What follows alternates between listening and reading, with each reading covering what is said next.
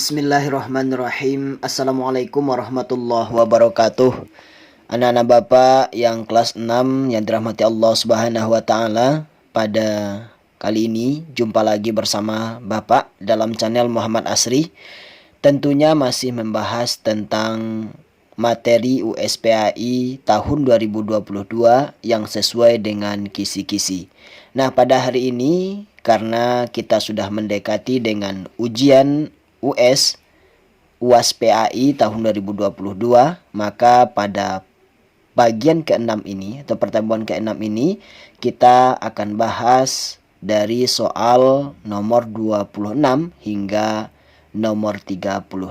Nanti di part 7 insya Allah akan kita bahas dari nomor 36 sampai nomor 45.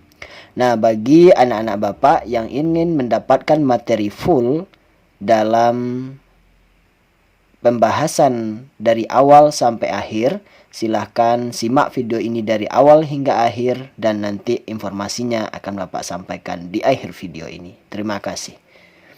Anak-anak Bapak yang dirahmati Allah Subhanahu wa taala, sebelum kita lanjutkan pembahasan kita pada hari ini, yang melihat tombol subscribe di channel Bapak masih berwarna merah, silahkan diklik subscribe terlebih dahulu, kemudian like, kemudian share juga kepada teman-teman kamu yang membutuhkan. Terima kasih. Anak-anak Bapak yang dirahmati Allah Subhanahu wa taala, sebelum kita mulai belajar, sebaiknya kita berdoa bersama terlebih dahulu. Iringi doa yang Bapak bacakan.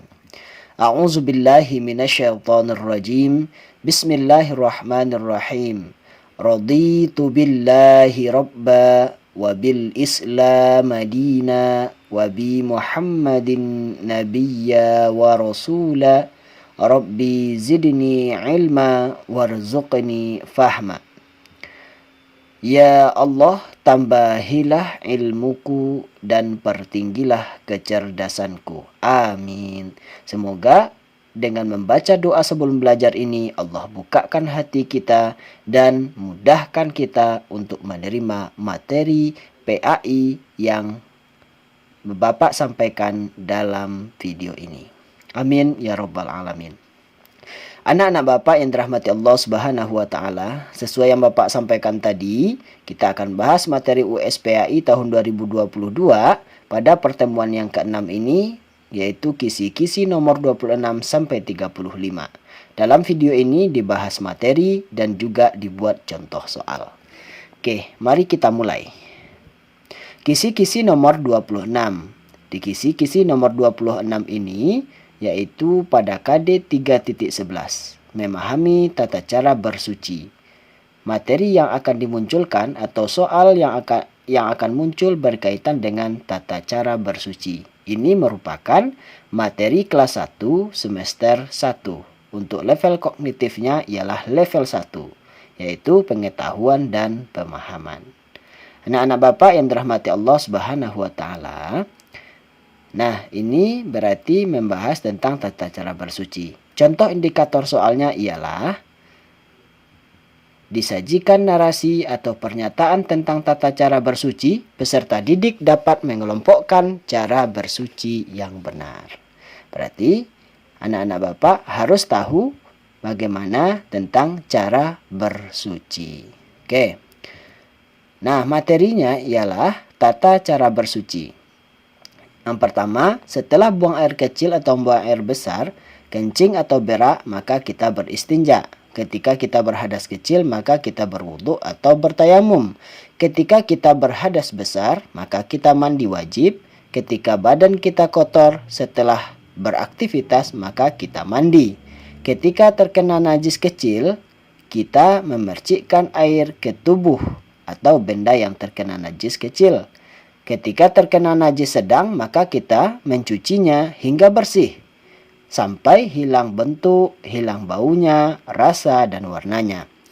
Ketujuh, ketika terkena najis besar, maka kita sama dengan cara mencuci, membasuh benda atau tubuh yang terkena najis besar dengan air yang bercampur tanah 1 kali, kemudian mencuci atau membasuh dengan air bersih dan suci 6 kali. Yang kedelapan, cara beristinja adalah membasuh atau membersihkan tempat keluar kencing atau berak dengan air bersih, suci lagi mensucikan, atau bisa menggunakan batu dengan sempurna hingga hilang bentuk, bau, rasa, dan warnanya. Yang kesembilan, cara berwudu ialah melakukan rukun wudu dan sunnah wudu dengan sempurna dan tertib, yaitu membaca bismillah, mencuci kedua telapak tangan sambil menyela-nyela jari tangan, berkumur-kumur, istinsak, memasukkan air ke hidung kemudian mengeluarkannya, kemudian berniat membasuh muka, membasuh kedua tangan hingga siku, mengusap sebagian kepala atau rambut, membasuh kedua telinga, membasuh kedua kaki hingga mata kaki sambil menyela-nyela jari kaki dan berdoa setelah berwudu. Yang ke-10, cara bertayamum adalah berniat mengusapkan debu yang suci ke muka dan mengusapkan debu yang suci kedua tangan hingga siku. Yang ke-11, cara mandi adalah berniat mengucurkan dan menyiramkan air ke seluruh tubuh dari kepala hingga ujung kaki dan menggosok-gosok seluruh tubuh. Nah, ini adalah materi tentang cara bersuci atau menghilangkan najis. Contoh soal nomor 26 ini contohnya ialah Nusa menyiramkan air ke seluruh tubuhnya di dalam kamar mandi setelah bermain bola. Kegiatan yang dilakukan Nusa disebut A. Istinja, B. Wudu, C. Mandi, D. Tayamum. Nah, karena dia tadi merupakan level 1 berarti hanya pengetahuan dan pemahaman. Berarti soal ini sangat mudah ya anak-anak Bapak. Nah, apa jawabannya ini? Jawabannya adalah mandi ya. Karena ada kata kuncinya menyiramkan air ke seluruh tubuh. Ya. Oke anak-anak Bapak, itu adalah pembahasan soal nomor 26. Kita lanjut ke nomor 27. Di nomor 27 ini akan membahas tentang KD 3.10 memahami tata cara sholat dan bacaannya. Nah, materi yang akan diujikan adalah tata cara sholat dan bacaannya yang merupakan materi kelas 2 semester 2. Untuk level kognitifnya masih 1, yaitu tentang pengetahuan dan pemahaman. Mari kita lihat contoh indikator soal yang akan muncul. Indikator soal yang akan muncul ialah disajikan beberapa gambar dan narasi gerakan sholat, peserta didik mampu mengidentifikasi bacaan sholat yang sesuai dengan gerakannya. Berarti soalnya nanti akan ada gambar atau narasi tentang gerakan sholat. Berarti kamu harus mengetahui nama gerakan atau bacaan yang sesuai dengan gerakan tersebut. Materi yang sesuai dengan nomor 27 ini ialah yaitu mengenai gerakan sholat dan bacaannya. Nah, anak-anak Bapak, di sini ada gambar gerakan sholat. Yang pertama adalah niat. Ya, bacaannya usolli fardul maghribi thalatha raka'atin mustaqbilal kiblati adaan makmuman atau imaman lillahi ta'ala. Berarti ini adalah salah satu bacaan dari niat sholat. Yang kedua ada gambarannya mengangkat tangan atau takbiratul ihram. Seperti ini gambarnya ya anak-anak. Ini namanya takbiratul ihram. Bacaannya adalah Allahu Akbar. Yang kemudian yang ketiga ada gerakan ruku. Nah, dan ruku ini seperti ini gambarnya. Ini namanya ruku. Bacaannya adalah Allahu Akbar. Subhana rabbiyal azimi wa bihamdih. Namun ada juga bacaan lain yaitu subhanakallahumma rabbana wa bihamdika Allahumma ghafirli. Kedua-dua bacaan ini sama-sama benar untuk dibaca. Kita lanjutkan. Nah, gerakan sholat selanjutnya ialah i'tidal atau bangkit dari ruku. Bacaan ialah Sami Allahu liman hamidah. Rabbana lakal hamdu mil'us samawati wa mil'ul ardi wa mil'u ma syi'ta min syai'im ba'du. Ada juga bacaan lain yaitu Sami Allahu liman hamidah Rabbana walakal hamd. Nah, gerakan berikutnya adalah sujud. Seperti ini gambarnya ya anak-anak Bapak. Ini namanya sujud. Bacaannya Allahu Akbar. Subhana rabbiyal a'la wa bihamdih. Ada juga bacaan lain yaitu Allahu Akbar, Subhanakallahumma Rabbana wa bihamdika Allahumma ghfirli. Gerakan berikutnya adalah duduk dalam sholat atau duduk di antara dua sujud. Setelah kita sujud kemudian kita duduk, itu namanya duduk di antara dua sujud.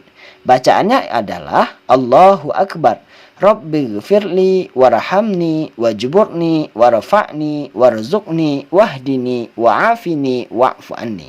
Bacaan lainnya adalah Allahu Akbar, Allahumma ghfirli warhamni wajburni wahdini warzuqni.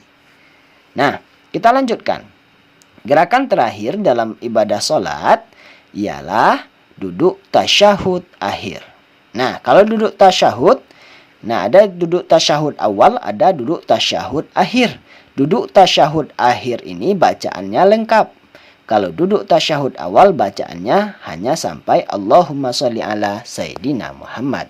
Nah, apa bacaan duduk tasyahud ini? Bacaannya adalah Allahu Akbar, At-tahiyyatul mubarakatus sholawatut thayyibatu lillah.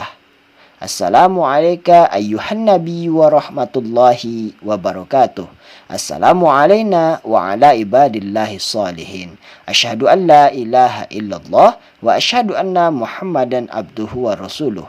Allahumma salli ala Sayyidina Muhammad wa ala ali Sayyidina Muhammad kama sallaita ala Ibrahim wa ala ali Ibrahim wa barik ala Sayyidina Muhammad wa ala ali Sayyidina Muhammad kama barakta ala Sayyidina Ibrahim wa ala ali Ibrahim fil alamina innaka Hamidum Majid. Itu merupakan bacaan-bacaan dan gerakan sholat yang sesuai dengan gambarnya. Contoh soalnya adalah, nah ini anak bapak, perhatikan gambar berikut. Nah ini ada gambarnya. Bacaan sholat yang sesuai dengan gerakan sholat tersebut adalah A. Allahu Akbar, B. Subhana Rabbiyal A'la, C. Rabbana walakal ham, yang D-nya Subhana Rabbiyal Azimi. Nah ini gerakan apa namanya? Ini gerakan sujud. Berarti jawaban yang benar adalah Subhana Rabbiyal A'la. Kita lanjutkan anak-anak bapak yang dirahmati Allah, yaitu pada kisi-kisi nomor 28 maksudnya, mohon maaf, yaitu KD 3.9, memahami makna zikir dan doa setelah sholat. Materinya adalah zikir dan doa setelah sholat. Ini merupakan materi kelas 3 semester 2. Untuk tingkat pemahamannya adalah level 3, yaitu penalaran. Berarti soalnya sedikit rumit. Ya, contoh indikator soal dari kisi-kisi nomor 28 ini ialah disajikan beberapa bacaan, peserta didik dapat menentukan bacaan zikir atau doa sesudah sholat dengan benar. Ya, materi yang sesuai ini ya anak-anak bapak. Nah ini zikir dan doa setelah sholat. Nama dan istilah zikir setelah sholat, yang pertama istighfar. Bacaannya adalah Astaghfirullahalazim allazi la ilaha illa huwal hayyul qayyum wa atubu ilaih. Yang kedua tahlil. Apa bacaannya? La ilaha illallah wahdahu la syarikalah lahul mulku wa lahul hamdu yuhyi wa yumitu wa huwa ala kulli syai'in qadir. Yang ketiga zikir keselamatan. Bacaannya Allahumma antas salam wa minkas salam wa ilaika ya'udus salam fahayyana rabbana bis salam wa adkhilnal jannata daras salam tabarakta rabbana wa ta'allaita ya dzal jalali wal ikram. Yang selanjutnya yang keempat surat Al-Fatihah. A'udzubillahi minasyaitonir rajim. Bismillahirrahmanirrahim. Alhamdulillahi rabbil alamin. Arrahmanir rahim. Maliki yaumiddin. Iyyaka na'budu wa iyyaka nasta'in. Ihdinas siratal mustaqim. Siratal ladzina an'amta 'alaihim ghairil maghdubi 'alaihim waladdallin. Amin. Yang selanjutnya yang kelima, zikir perlindungan dari neraka. Bacaannya Allahumma ajirni minan nar. Allahumma la mani lima a'taita wa la mu'tiya lima mana'ta wa la yanfa'u zal jaddi minkal jaddu la ilaha illa anta. Kemudian ada bacaan tasbih. Apa bunyi bacaannya? Subhanallah. Kemudian ada bacaan tahmid. Apa bacaannya? Alhamdulillah. Kemudian ada takbir. Apa bacaannya? Allahu Akbar. Nah, 3 bacaan terakhir ini kita baca masing-masingnya sebanyak 33 kali. Nah, itu adalah bacaan zikir setelah sholat. Contoh soalnya adalah, perhatikan beberapa bacaan berikut. 1. Subhanallah. 2. Alhamdulillah. 3. La ilaha illallah. 4. Allahu Akbar. Bacaan zikir yang merupakan lafal tasbih adalah, nah, dari 4 hal ini, mana yang dikatakan lafaz tasbih? A. 4. B. 3. C. 2. D. 1. Nah, kita ingat materi kita tadi. Apa itu? Jawaban yang benar di sini, lafaz tasbih yang mana? Lafaz tasbih adalah subhanallah. Berarti jawaban yang benar adalah D. Oke, anak-anak Bapak semuanya, kita lanjutkan ke soal atau kisi-kisi nomor 29. Di kisi-kisi nomor 29 akan dibahas adalah KD 3.10, memahami hikmah ibadah sholat melalui pengamatan dan pengalaman di rumah dan di sekolah. Berarti materi yang akan diujikan adalah hikmah ibadah sholat yang merupakan materi kelas 3 semester 2. Nah, untuk level kognitifnya adalah level 3 yang berupa penalaran. Berarti soalnya harus anak-anak Bapak baca dan pahami dengan baik. Kita lanjut. Contoh indikator soalnya adalah disajikan beberapa hikmah ibadah, peserta didik dapat menentukan hikmah ibadah sholat. Nah, materi yang sesuai yaitu tentu hikmah ibadah sholat. Apa hikmah ibadah sholat? Yang pertama, dapat mencerahkan wajah. 2. Menerangkan hati. 3. Melatih diri untuk berbuat baik dan mencegah perbuatan jelek atau tercela. 4. Menjaga diri dari perbuatan dosa. 5. Menyehatkan badan. 6. Menjadikan faktor ketenangan dalam kubur. 7. Menjadi sebab turunnya rahmat Allah. 8. Kunci membuka pintu langit. 9. Dapat memberatkan timbangan. 10. Tempat keridhaan Allah. 11. Bernilai surga. 12. Menjadi tabir dari siksa neraka. 13. Amal yang paling pertama dihisab. 14. Mencegah perbuatan keji dan mungkar. 15. Menjadi penolong bagi orang yang beriman. Dan lain-lainnya. Ini merupakan hikmah ibadah sholat. Nah, contoh soal dari nomor 29 ini ialah, perhatikan beberapa pernyataan berikut. 1. Mencegah perbuatan keji dan mungkar. 2. Melatih kesabaran. 3. Amal yang pertama dihisab. 4. Menumbuhkan rasa untuk berbagi. Nah, hikmah ibadah sholat ditunjukkan oleh nomor. Nah, jika soalnya seperti ini, anak-anak Bapak lihat telah ke bagian akhir ini terlebih dahulu. Berarti hikmah ibadah sholat ini terdapat pada nomor berapa saja?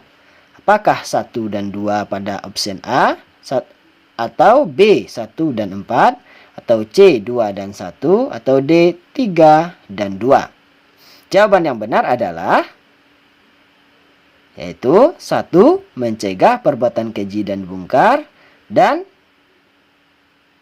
amal yang pertama dihisab. Berarti jawaban yang benar adalah A 1 dan 3. Oke, anak-anak Bapak semuanya, kita lanjutkan ke kisi-kisi nomor 30, yaitu KD 3.14, memahami tata cara bersuci dari hadas kecil sesuai ketentuan syariat Islam. Materi yang akan diujikan tata cara bersuci dari hadas kecil. Ini merupakan materi kelas 4 semester 1. Nah, ini level kognitifnya adalah level 2, yaitu berupa aplikasi. Berarti penerapan dari tata cara bersuci dari hadas kecil. Nah, contoh indikator soalnya adalah disajikan sebuah narasi tentang seseorang yang sedang berhadas, peserta didik dapat menentukan tata cara bersuci dari hadas kecil. Berarti yang kamu harus ketahui adalah cara bersuci dari hadas kecil.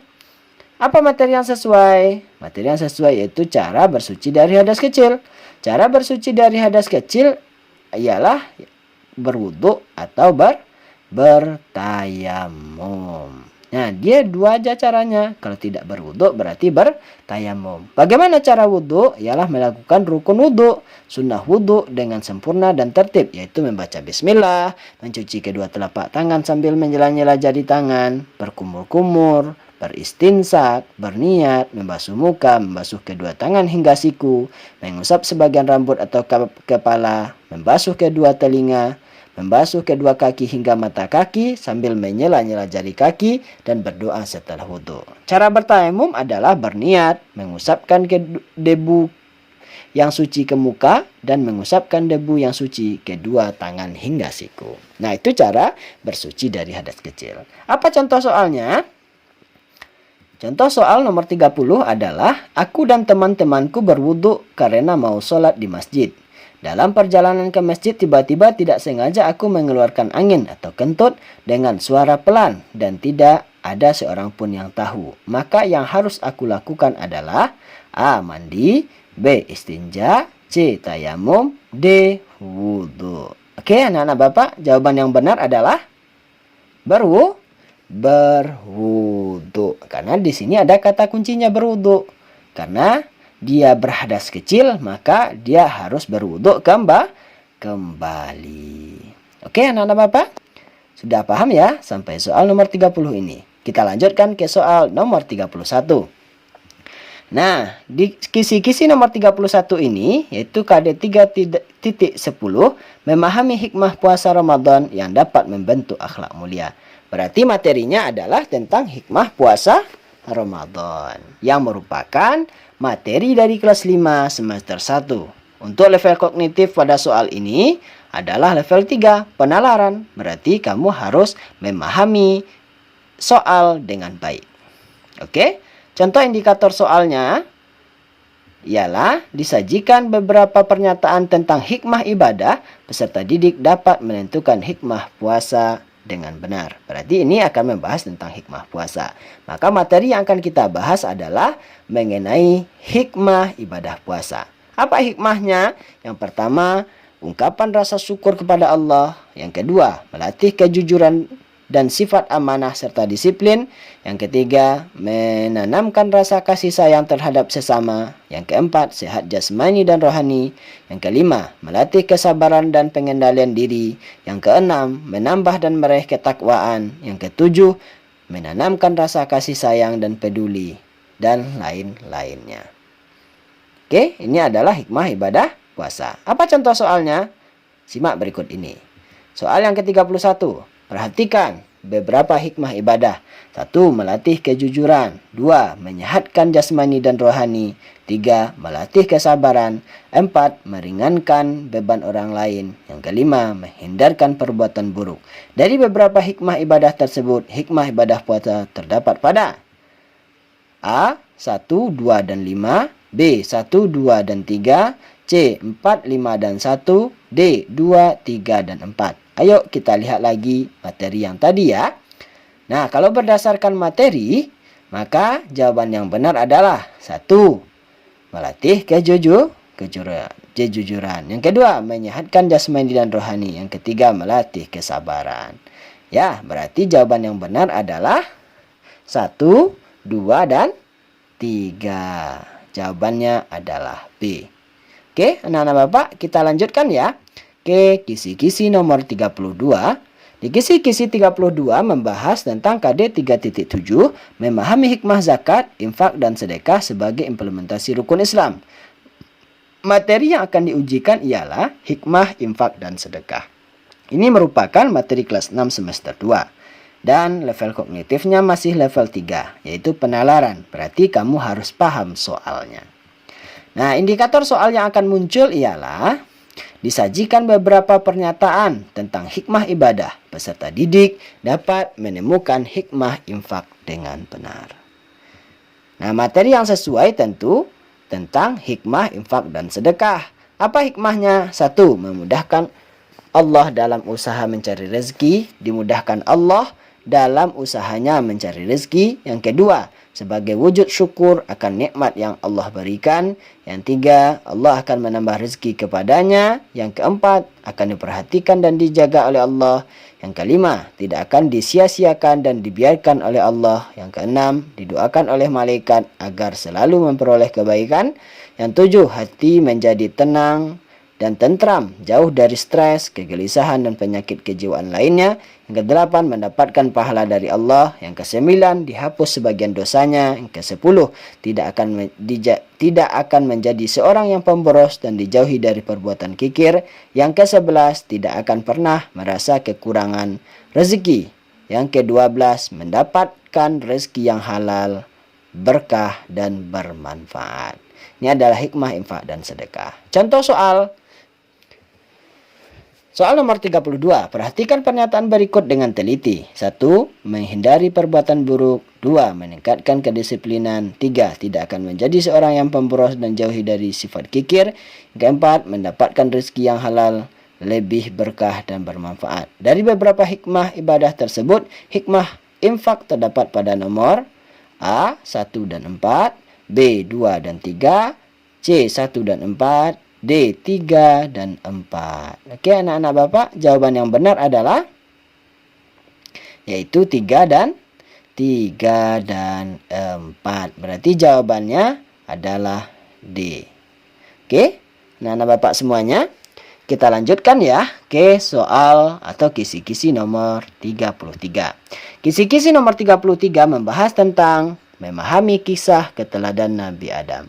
Berarti pembahasan yang akan muncul adalah tentang kisah keteladanan dari Nabi Adam alaihissalam. Ini merupakan materi kelas 1 semester 1. Dan level kognitifnya adalah level 1, pengetahuan dan pemahaman. Indikator soalnya, disajikan kisah singkat perjuangan Nabi Adam alaihissalam. Peserta didik dapat menentukan sikap keteladanan Nabi Adam alaihissalam. Materi yang sesuai tentunya tentang keteladanan Nabi Adam alaihissalam. Yang pertama, segera bertobat setelah melakukan dosa. Kedua, segera meminta maaf ketika berbuat salah. 3. Taubat nasuha, bersungguh-sungguh dalam bertobat dan memohon ampunan. Yang keempat, memohon ampunan kepada Allah atas segala dosa dan kesalahan. Yang kelima, mengakui kesalahan dan meminta maaf. Yang keenam, selalu memperhatikan perintah dan larangan Allah. Yang ketujuh, tidak pernah menyalahkan orang lain atau pihak lain ketika melakukan kesalahan sendiri. Yang kedelapan, ikhlas dan sabar menerima hukuman Allah atas dosa yang telah kita lakukan. Kemudian yang lainnya. Ini merupakan keteladanan Nabi Adam. Contoh soalnya adalah, Nabi ini adalah manusia pertama yang diciptakan Allah Subhanahu wa taala. Ia diciptakan dari saripati tanah. Setelah tercipta, ia diperintahkan untuk tinggal di dalam surga. Nah, anak-anak Bapak, kalau soalnya panjang-panjang seperti ini, tips dari Bapak ialah baca saja perintah soalnya. Nah, yang dimaksud dalam kisah di atas adalah Nabi. Wah, perintah soalnya kita harus cari kata kuncinya, yaitu manusia pertama. Oke, apa jawabannya? A. Idris, B. Adam, C. Nuh, D. Ibrahim. Nah, siapakah Nabi yang dimaksud di sini? Yaitu Nabi Adam, karena kata kuncinya adalah manusia pertama. Oke, anak-anak Bapak semuanya, kita lanjutkan ya ke kisi-kisi nomor 34. Nah, kisi-kisi nomor 34 ini membahas KD 3.13, memahami kisah keteladanan Nabi Ibrahim alaihissalam dan Nabi Ismail alaihissalam. Materi yang akan diujikan adalah kisah keteladanan Nabi Ibrahim dan Ismail, yang merupakan materi kelas 3 semester 2. Untuk level pemahaman atau level kognitifnya adalah level 1, pengetahuan dan pemahaman. Indikator soalnya adalah disajikan narasi tentang kisah Nabi Ibrahim alaihissalam atau Ismail alaihissalam. Peserta didik dapat menentukan keteladanan Nabi Ibrahim alaihissalam atau Ismail alaihissalam. Oke, anak-anak Bapak.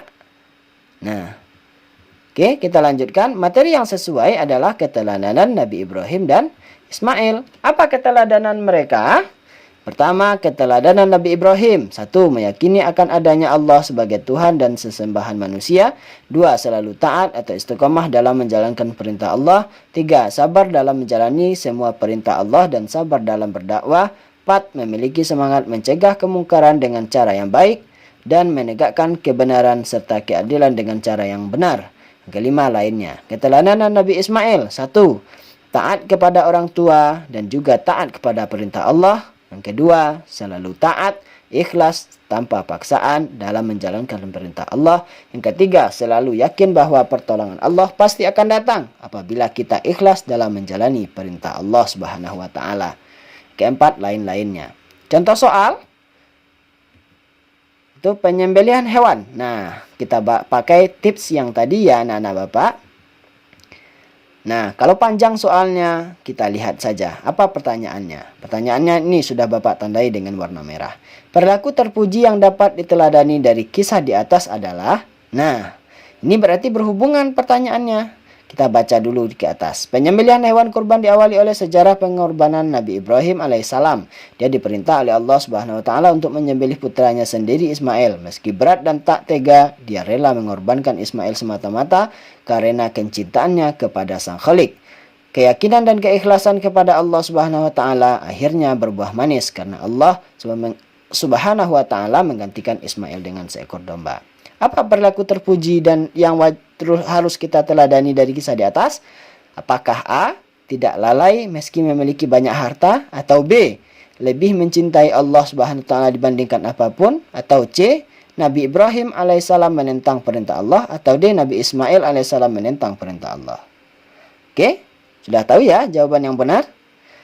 Kalau tahu silahkan jawab di kolom komentar ya anak-anak Bapak. Jawaban yang benar adalah B. Lebih mencintai Allah Subhanahu wa taala dibandingkan apapun, sekalipun itu anak kita. Oke, baik anak-anak Bapak semuanya. Kita masuk ke pembahasan soal atau kisi-kisi ke-35.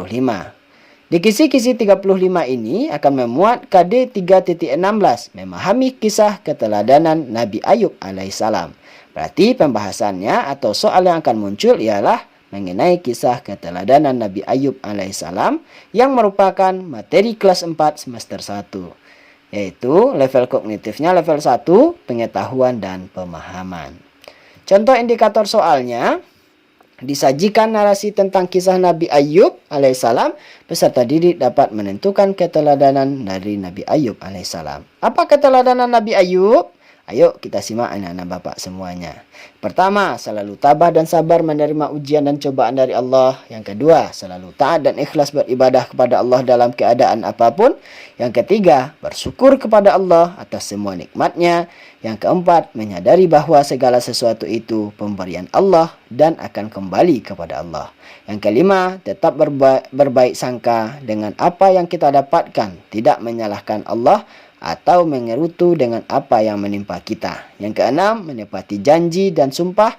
Yang ketujuh, tidak mudah menyerah dan putus asa. Yang kedelapan, tidak berputus asa meskipun diolok-olok, diejek atau ditinggalkan teman. Yang kesembilan, gemar menolong dan memberi dengan apa yang dimiliki. Dan lain-lainnya. Contoh soalnya adalah ketika Nabi Ayub. Nah, kita gunakan konsep yang tadi ya, baca saja perintah soalnya. Apa perintah soalnya? Perilaku terpuji yang dapat diteladani dari kisah Nabi Ayub di atas adalah. Nah, ini berarti berkaitan dengan bacaan di atas. Maka kita baca lagi. Ketika Nabi Ayub alaihissalam diuji dengan sakit yang parah, istrinya pergi meninggalkannya. Setelah menyadari kesalahannya, istrinya pun menyesal dan dia kembali kepada Nabi Ayub. Nabi Ayub alaihissalam menerima istrinya kembali dan memaafkan kesalahannya. Karena Nabi Ayub alaihissalam menyadari bahwa istrinya berbuat demikian karena tergoda oleh syaitan. Apa jawaban yang benar? Apakah A. beribadah, atau B. dermawan, atau C. pemaaf, atau D. tabah? Jawaban yang benar adalah pemaaf. Karena konsepnya di sini Nabi Ayub memaafkan istrinya. Oke, anak-anak Bapak yang dirahmati Allah Subhanahu wa taala, kita sudah sampai di akhir materi pada hari ini. Karena sesuai yang Bapak sampaikan tadi, pada part 6 ini atau pertemuan 6 ini kita membahas soal 26 sampai 35.